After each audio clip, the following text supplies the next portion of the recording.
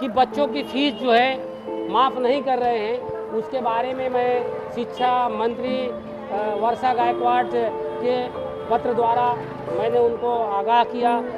Sumaiya school के जो principal हैं उनसे मुलाकात किया और मुलाकात करने के बाद उनको एक पत्र दिया। वो पत्र में ये लिखा है कि जून जुलाई अगस्त 3 महीने का फीस जो है माफ़ किया जाएगा। तो मैं बोला उनको कि भाई मुझे लिखित में दो, तो उन्होंने मुझे लिखित में दिया है, लिखित में दिया है कि 3 महीना का फीस हम नहीं ले रहे हैं और सितंबर से ऑनलाइन जो बच्चों का यह हुआ है ऑनलाइन, उसका फीस अभी लगेगा। मैं एक समाज सेवक हूँ, समाज के लिए जनता के लिए काम करता हूँ। अगर कोई आदमी बोलता है कि नगर सेवक ही कोई काम करेगा या मंत्री ही कोई काम करेगा, तो ऐसा नहीं है। कानून में हर समाज के लोगों को लड़ने का हक है, वो अपना हक ले सकता है, क्योंकि हम लोग टैक्स पे करते हैं, इनकम टैक्स पे करते हैं, हम अपने हक के लिए लड़ाई लड़ सकते हैं।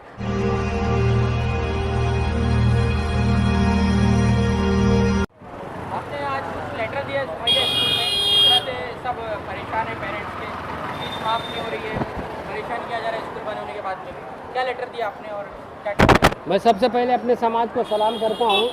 ये जो कोरोना की भी महामारी बीमारी से जो लोग परेशान थे और कुछ एक ऐसा सोशल मीडिया में जो चर्चे चालू थे कि बच्चों की फीस जो है माफ़ नहीं कर रहे हैं, उसके बारे में मैं शिक्षा मंत्री वर्षा गायकवाड़ के पत्र द्वारा मैंने उनको आगाह किया और फिर उसके बाद मैं सुमैया स्कूल में सुमैया स्कूल के जो प्रिंसिपल हैं उनसे मुलाकात किया और मुलाकात करने के बाद उनको एक पत्र दिया। वो पत्र में ये लिखा है कि जून जुलाई अगस्त 3 महीने का फीस जो है माफ़ किया जाएगा। तो मैं बोला उनको कि भाई मुझे लिखित में दो, तो उन्होंने मुझे लिखित में दिया है, लिखित में दिया है कि 3 महीना का फीस हम नहीं ले रहे हैं और सितंबर से ऑनलाइन जो बच्चों का यह हुआ है ऑनलाइन, उसका फीस अभी लगेगा। अगर यहाँ पे ये कोरोना की बीमारी ऐसी रहेगी तो इसके बारे में मैं उनको बोला हूँ कि भाई जिसका पुराना बिल बाकी है, बच्चे के फीस बाकी है, उसके लिए आप क्या करते हैं।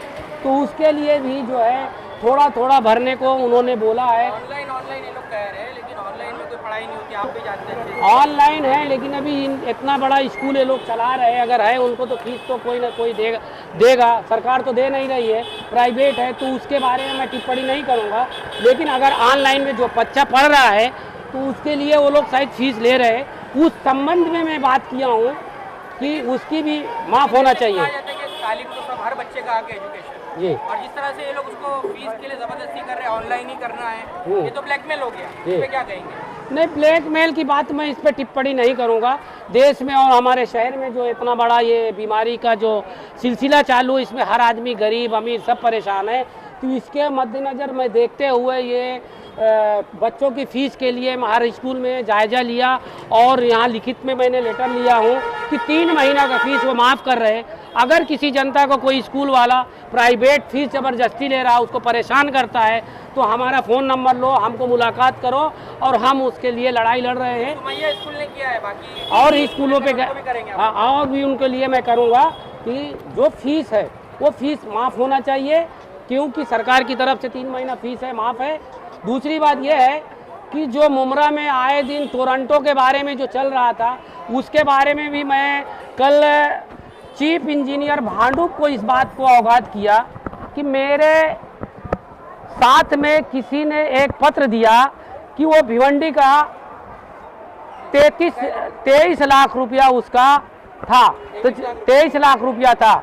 लेकिन जब मैंने उनको पूछा कि 23 लाख काहे का है, तो बोला ये सन 80 के पहले 85 के पहले यहाँ पे थक बाकी था उस रूम के ऊपर, तो टोरंटो ने वहाँ मीटर लगा दिया था। जब वो थक बाकी दिखा तो उसका मीटर निकाल लिया, बोला वो पहला एमएससी बोर्ड का पैसा भरो तब तुमको लाइन दे। तो ऐसी धांधली चल रही है। इस धांधली को मैं बाकायदा चीफ इंजीनियर को मैंने पत्र दिया कि एमएससी बोर्ड ने जो यहाँ के जनता को, मुमरा को जो चोर और चोरी का एक इल्ज़ाम लगा के प्राइवेट को दिया है, तो पहले जो चोरी करने वाला आदमी होता है सबसे पहले वो नहीं, चोरी कराने वाला सबसे बड़ा मुजरिम होता है। तो यहाँ के जो अधिकारी लोग एक घर, एक दुकान, एक मकान के ऊपर जो चार बार मीटर पीडी किया है, तो वो पीडी का जो पैसा है तो वो आज 18% चढ़ते जा रहा है। जब वो किसी दुकान का पहला मालिक तो गया, दूसरा मालिक जब आएगा उसका लाइन काट देंगे, वो पुराना वसूली करेंगे।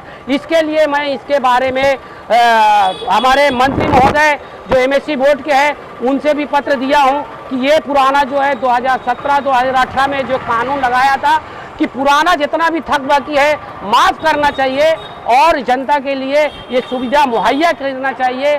देश की हालात को देखते हुए टोरेंट की बात की आपने जी, कांग्रेस बोलती है कि टोरेंट मुमरा में एनसीपी का लाया हुआ है, एनसीपी बोल रही है कांग्रेस का लाया हुआ है और बीजेपी पे भी इल्जाम आ रहा है।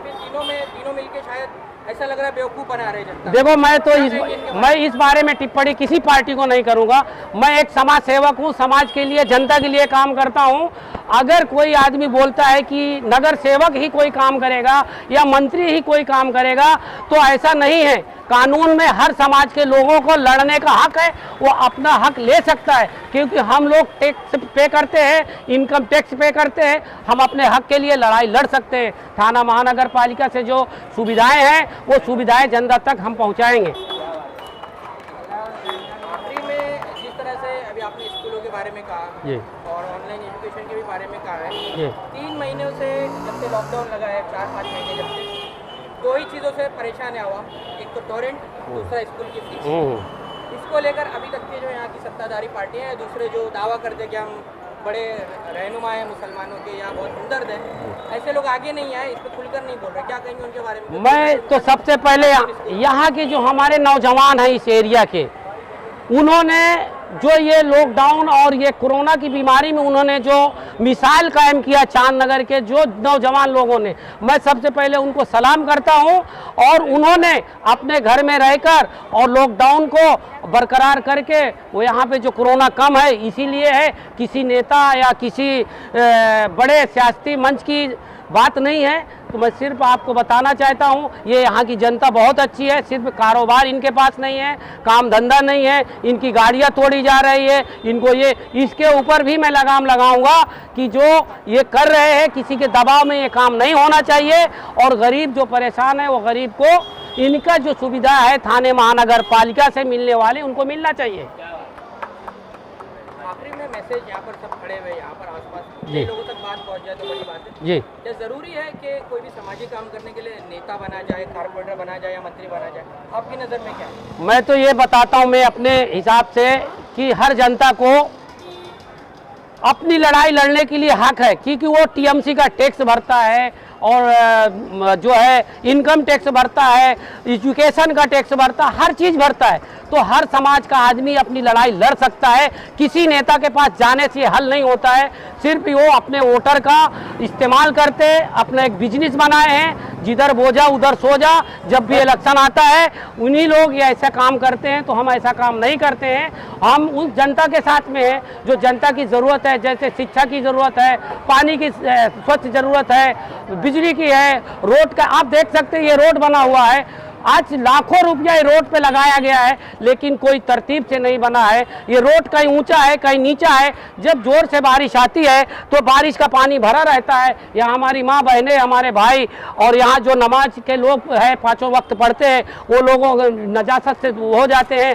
तो इसलिए अब आने वाले दिन में अगर यहाँ पे कोई राजनेता या कोई कॉन्ट्रैक्टर काम करता है, उसके लिए हम आके सब लोग मिलके उसकी लड़ाई लड़ेंगे। अगर काम होना है तो सही ढंग से होना, ताकि किसी को तकलीफ ना हो।